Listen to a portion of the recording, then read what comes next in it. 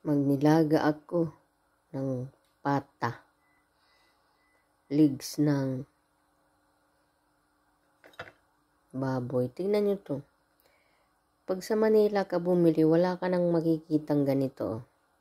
Wala ka nang makikita nito sa pata. Lahat yan, wala na, tinatanggal nila. Dito lahat mayroon, kompleto yan. Ayan o. Ang laki pa nga o.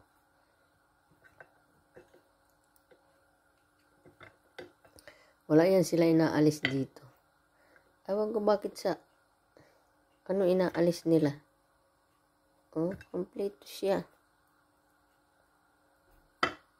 Meron akong nilagay isa. Hindi ko pa nasabay.